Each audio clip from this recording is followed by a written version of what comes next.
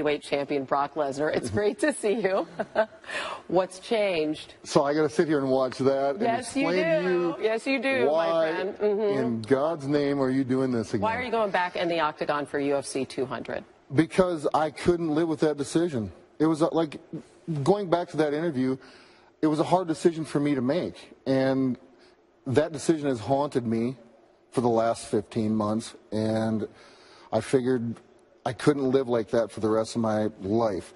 I'm a big believer in living out your dreams and facing your fears and just facing the reality of, I don't want to be sitting 20 years from now saying, you know what, son, you should have went and did that. And here I am. And on the biggest stage of them all, I was on UFC 100, so why not be on UFC 200?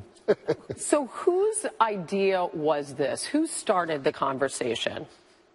This is very simple. This was me sitting having a cup of coffee at my farm in Canada and thinking I'd waking up every morning and feeling this feeling of, was that the right decision? Was that the right decision? When did you start feeling this way? Right, immediately? Immediately, as a matter of fact, immediately. Yeah, and I didn't even tell my wife. I told nobody. This thing haunted me on the inside for a long time. But I thought, you know what? If I was in the WWE, I could still kind of have those feelings inside the ring. But the true competitor in me is still alive and well, and I have to do this. Okay, you left. You had 2 bouts with diverticulitis. So when you left, you weren't healthy. Is this a sense of having unfinished business? Why did this haunt you so much? It haunted me because at the top of my career, I wasn't at the top of my game. So I felt like I was cheated out of my career in the UFC. I didn't lose in my mind and in my heart. I never lost to a foe. I never lost to my opponent. I lost to the diverticulitis. That was my opponent that beat me. Other people may have other thoughts and say other things about the way I performed. My performance was due to the illness, and absolutely yes. I'm sitting here today. I feel 1,000%. I wouldn't get in the octagon if I didn't. I'm not a second guesser. The only thing I second guessed was my decision of stepping away from the octagon. I know it's been a long time, but I feel great. I don't have to fake it. I'm not faking and telling anybody that, you know, I'm in the greatest shape of my life or something like that. This is for real. This is for real. I'm so excited, and I'm glad with my decision. So who's your opponent going to be on July 9th? I think he just signed the contract as we were walking in here. I was coming in here, and he hadn't signed it yet, but I do believe that it's done and it's official. And on July 9th, UFC 200, I'll be facing Mark Hunt. Mark Hunt. Okay, 42 years old, 8th ranked heavyweight in the UFC. Why Mark Hunt? Why not? Well, it could be anybody. I didn't care. That's how simple it is. You mean you didn't have any say at all in who your opponent was going to be? There was no. I didn't. I've never turned down a fight in the UFC. I've never walked away. I'm not the guy. Even when I was a champ, I never turned down a fight. And even when I was fighting to be the champion, I never turned down a fight. If Dana White called me and said, "You have opponent X, Y, and Z. Who do you want?" He never gave me those options. This is a guy that we want you to face. I said, "Great. That's what I'm going to do." Fine with me. Guy made his UFC debut in 2010, 7-4-1 record, won each of his last 2 fights by knockouts. His last loss came in May of 2015. How do you match up with him? Well, I'm a grappler at heart. He's a heavy hitter, and I think that's what the people want to see. The UFC ultimately culminated because we're gonna put guys with opposing disciplines against each other. I think I match up very well. If Mark Hunt ends up on the ground, the fight's over. I've been working, obviously I need to work on my stand-up game, but I'm excited and enthusiastic of doing so.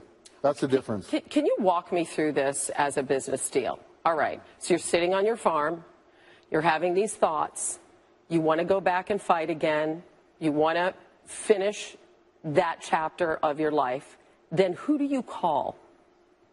Did you call Vince McMahon? Did you call Dana White? How did these 2 entities come together to allow you to do this? It's very simple. Nobody called me. It wasn't nobody else's idea. Dana didn't pick up the phone because somebody we need to fill a spot. Because Conor McGregor isn't going to be there. Ronda Rousey's not going to be there. It's obviously like huge. that. UFC 200 is huge. That was not the scenario. No, it was not. I picked up the phone. It was me.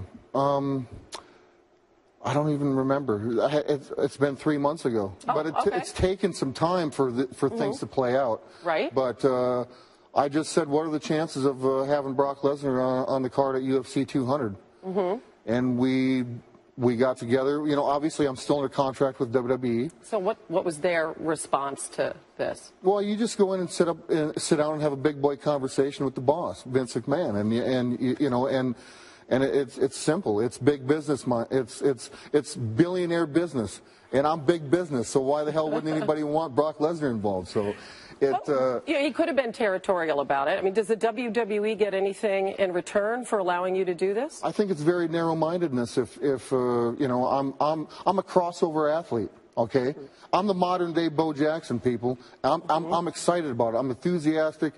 I couldn't be more excited and honored and to have the opportunity that both companies have faith in Brock Lesnar to allow him to step back in the octagon.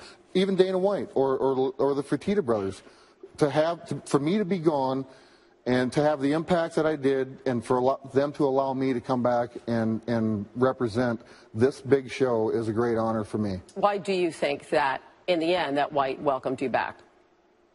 Big business.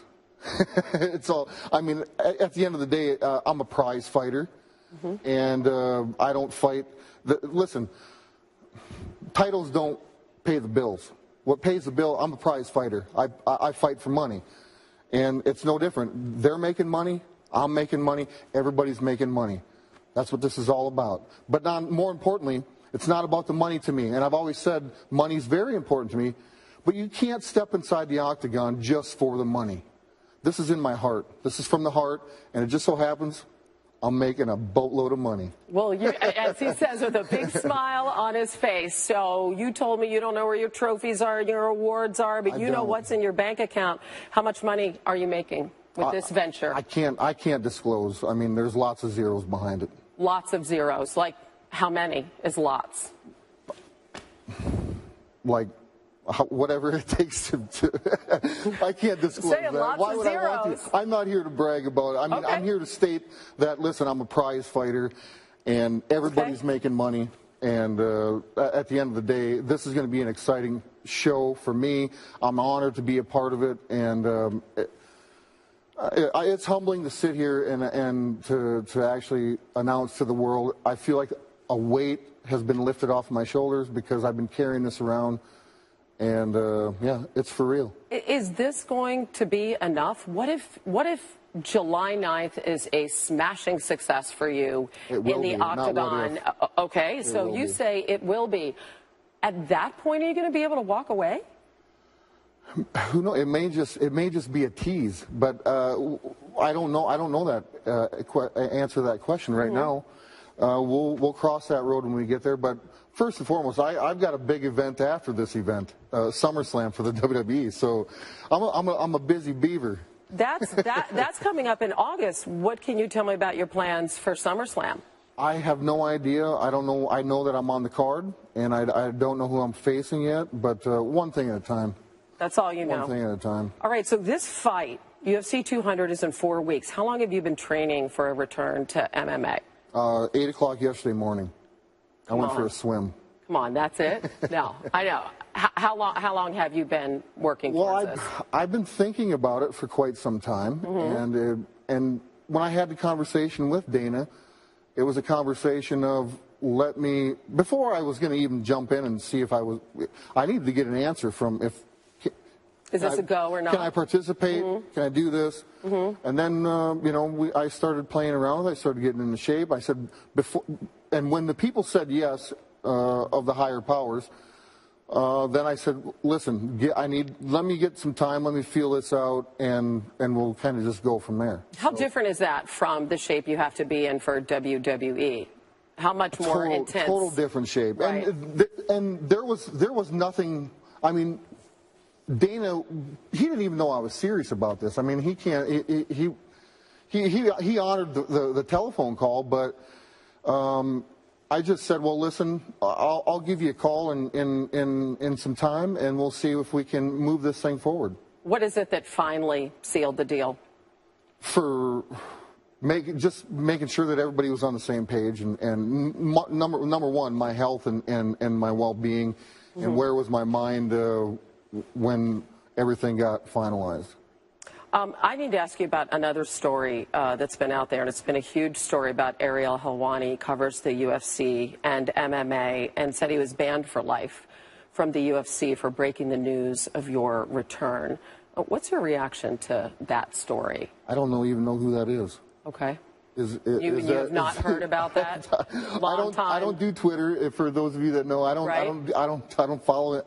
I don't so even you're know. Completely unaware. I'm in the dark. Of that story? I have no idea. The only thing I care about is me, and that's I don't know. I can't answer that question.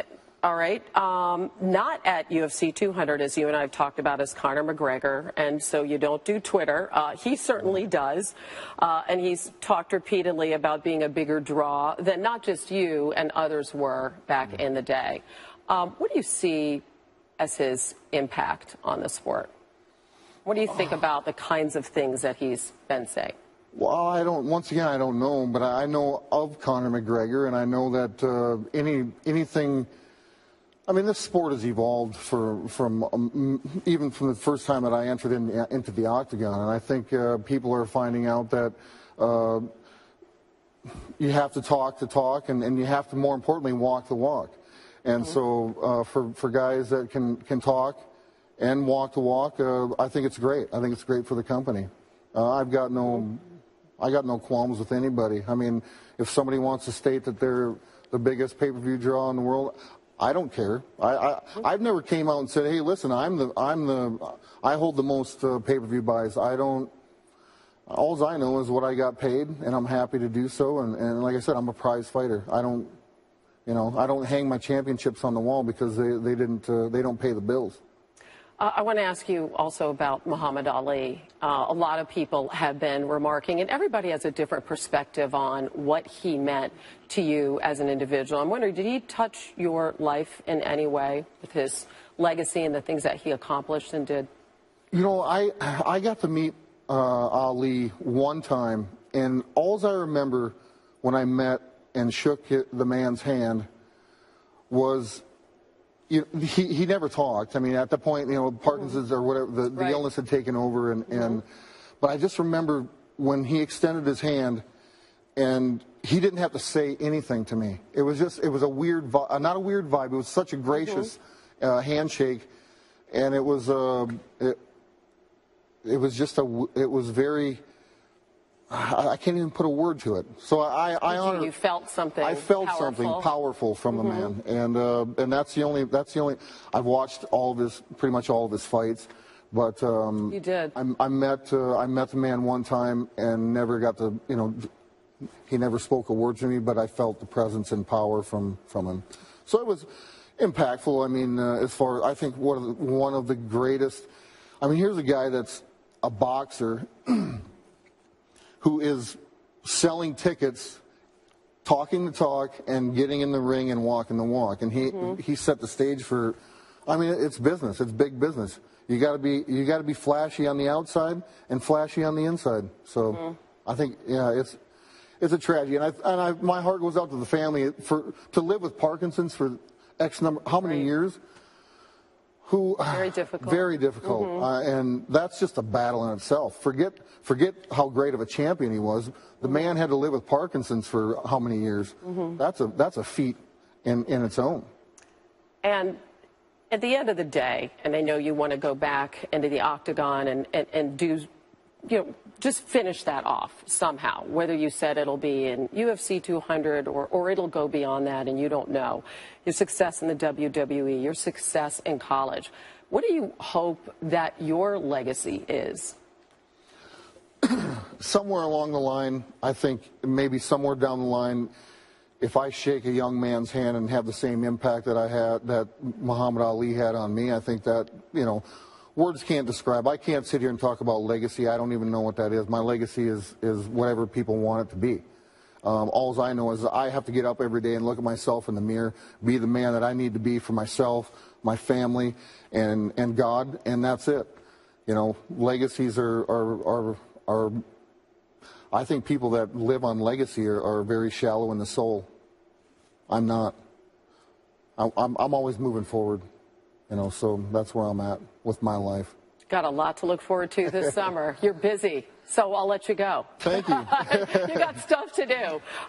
Brock Lesnar, congratulations. Thank you. On everything, and it's great to have you back on SportsCenter. Look forward to talking to you again soon. Thanks. Thank you very much. Thanks.